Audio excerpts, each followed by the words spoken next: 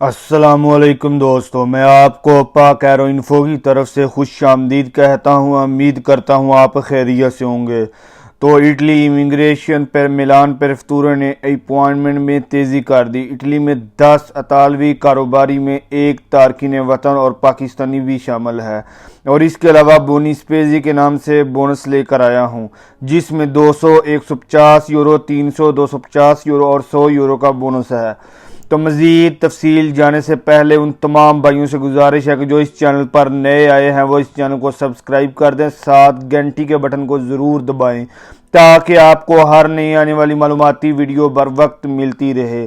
ساتھ لائک بھی کر دیں، آپ کا شکریہ۔ سب سے پہلے بونی اسپیزے پر بات کرتے ہیں۔ یہ 23 مارچ کو شروع ہوگا اور 23 اپریل تک اس کی آخری ڈیٹ ہے۔ اس کے لیے شرط یہ ہے کہ آپ کی انکم جو منتھلی ہے وہ 500 یورو سے اوپر نہ ہو۔ اگر 2 افراد ہوں تو 150 یورو، اور 3 افراد کے لیے 200 یورو، اور 4 افراد کو اگر آپ کی فیملی کے ہوں تو 250 یورو ہوں گے۔ 5 افراد اگر آپ کی فیملی کو ہوں تو 300 یورو ایکسٹرا۔ اگر آپ کا کوئی بچہ 3 سال سے چھوٹا ہے تو 100 یورو کا بونس ملے گا۔ یہ آپ 30 اپریل تک اپلائی کر سکتے ہیں۔ یاد رہیے صرف ان کے لیے ہے جو لیچے میں رہتے ہیں۔ اب بات کرتے ہیں کہ ہر 10 اٹالین میں ایک تارکین وطن بھی شامل ہے، اس میں پاکستانی بھی شامل ہیں۔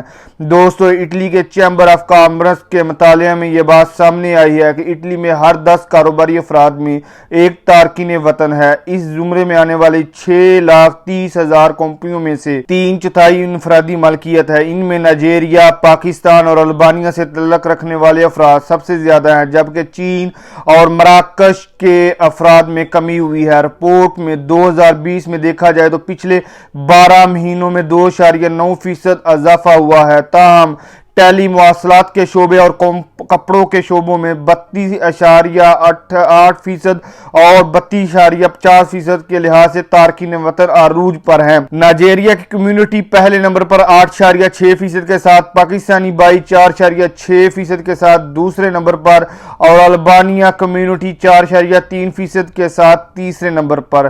چین سے تعلق رکھنے والے کاروباری افراد 1.4% کمی کے ساتھ اور 0.6% کے ساتھ مراکش کے دوسرے نمبر پر ہیں۔ اب بات کرتے ہیں اٹلی امیگریشن کی۔ دوستو، ملان پریفیکچر نے کام تیز کر دیا ہے۔ کل ہی ایک بھائی کی اپوائنٹمنٹ آئی ہے، وہ اس کی کلیئر ہو گئی ہے۔ تو دوستو، انسانی حقوق کی تنظیموں کے احتجاج کے بعد ملان پریفیکچر نے 16 کیس سے بڑھا کر 25 درخواستیں، اور ان کے مسلسل احتجاج کے بعد پر ڈے کے حساب سے 40 لوگوں کو ملان پریفیکچر بلا رہا ہے، لیکن ابھی بھی وہ مطالبے کر رہے ہیں کہ اس کو فوراً مکمل کیا جائے، اس پروسیجر کو۔